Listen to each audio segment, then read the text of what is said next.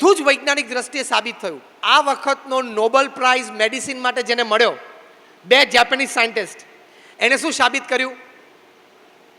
એણે કહ્યું કે કેન્સર સામે, નોર્મલી કેન્સર થાય એટલે કીમોથેરાપી ચાલે, રેડિયોથેરાપી ચાલે. કેન્સર સામે લડવા માટે અક્ષીર ઉપાય બતાવ્યો, નિર્જળા ઉપવાસ. કે 24 કલાક સુધી તમે પાણીનું ટીપું પણ નહીં પીવાનું, એવું મહિને 2 વખત તમે કરો, જે આપણા ઋષિમુનિઓ 2 એકાદશીની વાત કરી છે. આ લોકોએ એક્સપેરિમેન્ટલી સાબિત કર્યું કે when your body is hungry, it eats up malignant and cancerous cells.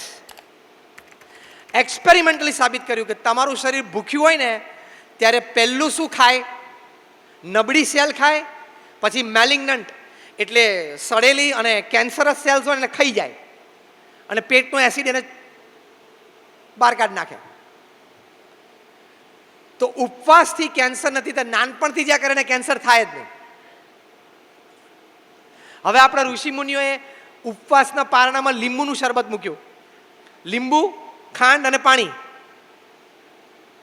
આ બંને સાયન્ટિસ્ટે કીધું કે raw lemon, just 1 spoon a day and you will never have cancer.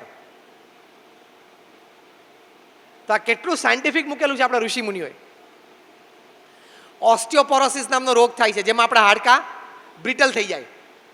Oxford university ઇંગ્લેન્ડે 8 વર્ષના રિસર્ચ પછી હમણાં રિસર્ચ પેપર પબ્લિશ કર્યું કે ઓસ્ટિયોપોરોસિસ ન થાય, એટલે કે આપણા હાડકાં મોટી ઉંમરે બ્રિટલ ન થઈ જાય, એની માટે જો એક સારામાં સારો ઉપાય હોય તો ભારતીય શાસ્ત્રોમાં ભગવાનને પંચાંગ પ્રણામ અને દંડવત પ્રણામની જે રીત છે, નાનપણથી કોઈ 5 દંડવત કરે એને કોઈ દિવસ ઓસ્ટિયોપોરોસિસ થાય નહીં. તો આપણા ઋષિમુનિએ વાત મૂકી સાચી છે કે નહીં, કે મંદિરમાં જઈએ ત્યારે દંડવત પ્રણામ કરવા? Absolutely scientific. University of Columbia અને યુનિવર્સિટી ઓફ ફિલાડેલ્ફિયામાં હમણાં રિસર્ચ થઈ. Doctor Andrew Newberg, doctor HG. Koenig, હું તમને નામ આપું છું, તમે ગૂગલ ઉપર જોજો. આખો એક્સપેરિમેન્ટ હું ડિટેલમાં નથી વર્ણવતો. 4000 લોકોને ભેગા કર્યા આખા નોર્થ અમેરિકામાં, 1000ના 4 ગ્રુપ કર્યા. એ લોકોના માઇન્ડ મેપિંગ થયા, એમઆરઆઈસ થયા સ્પેશિયલ સાયકો ન્યુરો સોફ્ટવેર્સથી. એટલે બહુ જ સાયન્ટિફિક એક્સપેરિમેન્ટ હતો. એ લોકોના હાર્મોન્સ, એનું સિક્રિશન, મૂડ્સ પ્રમાણે એ બધું ચેક થયું, વિચારો પ્રમાણે. પછી એ લોકોને કહ્યું કે તમે પલાઠી વાળીને જમીન ઉપર બેસો, 12 મિનિટ સુધી તમારે નામ સ્મરણ કરવાનું. Absolute scientific experiment. 2-3 વખત કર્યું, પછી કીધું પોતપોતાના ઘરે જાઓ. આ 4000 વ્યક્તિ across caste, creed, colour, religion, nationality 8 અઠવાડિયા સુધી રોજે પ્રયોગ કરીને પાછા આવ્યા. ફરી વખત એ લોકોને ભારતીય બેઠક પ્રમાણે બેસાડ્યા. 2-3 વખત એક્સપેરિમેન્ટ કરી. સાયકો ન્યુરો સોફ્ટવેર્સ વર્ઝન 2.0 થી ફરી વખત એ બધાના માઇન્ડ મેપિંગ અને એમઆરઆઈસ થયા. કન્ક્લુડિંગ રિપોર્ટ તમે university of Philadelphia, university of Columbia આના વેબસાઇટ ઉપર તમે વાંચી શકો છો. કન્ક્લુડિંગ રિપોર્ટ શું આવ્યો? કે જે 4 થી 12 વર્ષના બાળકો હતા, એ લોકોએ 8 અઠવાડિયા સુધી પણ નિત્ય 12 મિનિટ ભગવાનનું નામ સ્મરણ કર્યું, તો એ લોકોને 15 to 23% increase in there memory power. 15 થી 23% એ લોકોની યાદશક્તિ વધી. તો મોટો લાભ છે કે નહીં બાળકોને? જે 12 થી 22 વર્ષના હતા, ટીનેજર્સ, યંગસ્ટર્સ, 12 થી 22 વર્ષવાળા, એ લોકોને એ લાભ થયો કે they had 15% increase in their will power and confidence. આત્મવિશ્વાસમાં 15% વધારો થયો. આ 16, 17, 18, 20 વર્ષના છોકરા છોકરીઓ હોય છે, એમ કોન્ફિડન્સના વિલ પાવર, મને આ સબ્જેક્ટ નહીં ફાવે, મને નહીં ગમે, અને 12માનું રિઝલ્ટ આવે પછી જંપલાવે છે ને પાણીમાં. 15% ઇન્ક્રીઝ વિલ પાવર અને કોન્ફિડન્સમાં. પછી ત્રીજું ગ્રુપ હતું 22 થી 60, જે આપણે બધા અહીંયા બેઠા છીએ, બૌદ્ધા, વર્કિંગ ક્લાસ. એ લોકોને 12 મિનિટ નામ સ્મરણથી 15% વધારો આવ્યો ઇન ધેર બફર કેપેસિટી, એટલે capacity two absorb shocks of life, જીવનના ઝાટકા સહન કરવાની ક્ષમતા. કારણ કે જેટલા આવે ને આ ઉંમરમાં જ આવે. હા. અને છેલ્લે કહ્યું કે જે 60 થી 80 વર્ષના હતા, વૃદ્ધ, રિટાયર્ડ, એ લોકોએ આ એક્સપેરિમેન્ટ કર્યો, તો એ લોકોને 15 થી 20% increase in there strength of immune system, એટલે કે રોગ પ્રતિકારક શક્તિમાં 15 થી 20% વધારો આવ્યો. 80 વર્ષે તમારે રોગ પ્રતિકારક શક્તિ 20% વધી જાય તો જે વર્ષમાં 2 વખત તમે 4 વખત હોસ્પિટલ જતા એને બદલે 1 વખત ન જવું પડે તો કેટલી રાહત તમને, તમારા કુટુંબીજનોને. તો ભગવાનના નામ સ્મરણથી તમારો મેમરી પાવર વધે છે, વિલ પાવર વધે છે, કોન્ફિડન્સ વધે છે, બફર કેપેસિટી વધે છે, ઇમ્યુન સિસ્ટમની સ્ટ્રેન્થ વધે છે. આ scientifically, experimentally and clinically prove થયું. તો આ મફતનો ધંધો કરવો જોઈએ કે નહીં? આમાં કંઈ તમારે પૈસા આપવાના નથી.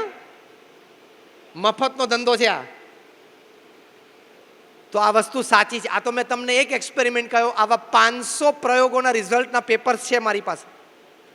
સો it is right, it has benefits. If you do it, you have it. તમે કરો તો થાય.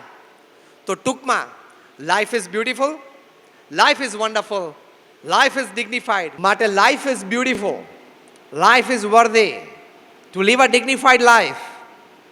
પ્રથમ અગત્યની વાત એ છે કે યુ મસ્ટ લવ એથિક્સ. સિદ્ધાંત અને નીતિ નિયમ સાથે અત્યંત પ્રેમ હોવો જોઈએ.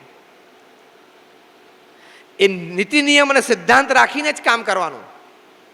પ્રમુખ સ્વામી મહારાજે પૃથ્વી ઉપર જે કાર્ય કર્યું એ beyond the ken of human intelligence. માણસની બુદ્ધિમાં બેસે નહીં ને એવું કામ પ્રમુખ સ્વામીએ પૃથ્વી ઉપર કર્યું. હું ખાલી અધ્યાત્મ ક્ષેત્રે વાત નથી કરતો, હું તમારા ક્ષેત્રમાં વાત કરું. જેટલા બિલ્ડર્સ અને ડેવલપર્સ ને આર્કિટેક્ટ્સ ને ઇન્ટિરિયર ડિઝાઇનર્સ અહીંયા બેઠા છો ને, તમે લોકોએ તમારી જિંદગીમાં જેટલા જમીનોના સોદા કર્યા છે ને એ બધા પ્લસ પ્લસ પ્લસ પ્લસ કરો ને તો પણ પ્રમુખ સ્વામીના અડધા ના થાય. I am talking in your language. હૈદરાબાદમાં ગયા વર્ષે નેશનલ આવું એક ફંક્શન હતું. લોઢાસ બેઠા હતા, રાહેજાસ બેઠા હતા, અજમેરાસ બેઠા હતા. Ravi Raheja is a good friend of mind. મેં એમને પૂછ્યું, મેં કહું અહીંયા કોઈ એવા બિલ્ડર બેઠા છે કે જેને 1100 જમીનોના સોદા કર્યા હોય, 1100 જમીનો ખરીદી હોય? પ્રમુખ સ્વામી મહારાજે સોદો કર્યા છે 1100. એટલે ગિનિસ બુક ઓફ વર્લ્ડ રેકોર્ડ્સે પ્રમુખ સ્વામી મહારાજ માટે લખ્યું છે કે he is the master builder of the 20th century. એટલે તમે બધા બિલ્ડર કહેવાઓ, પ્રમુખ સ્વામી માસ્ટર બિલ્ડર. આ તો જ્યારે એમને 354 મંદિરો કરેલા ત્યારે 2000ની સાલમાં ગિનિસ બુક ઓફ વર્લ્ડ રેકોર્ડ્સે ઓક્ટોબરમાં લખેલું. At that time Guinness Book of World Records wrote that he is the master builder of the 20th century. તો જ્યારે 1300 મંદિરો બાંધ્યા ત્યારે ગિનિસ બુક કયો શબ્દ વાપરે? તમારી ભાષામાં કહું તો પ્રમુખ સ્વામી નાના મોટા 1300 પ્રોજેક્ટ કર્યા. 80 થી વધારે હોસ્પિટલ, હોસ્ટેલ્સ, સ્કૂલ્સ અને કોલેજીસ જાતે જમીન લઈને કન્સ્ટ્રક્ટ કરી અને સક્સેસફુલી એડમિનિસ્ટર કરી. તમારામાંથી ઘણા કોઈ 1 2 4 ટ્રસ્ટમાં ટ્રસ્ટી વ્યવસ્થાપક હશો એટલે એના પ્રશ્નો તમને ખબર હશે કે સાંજ કેવી રીતે પડે છે.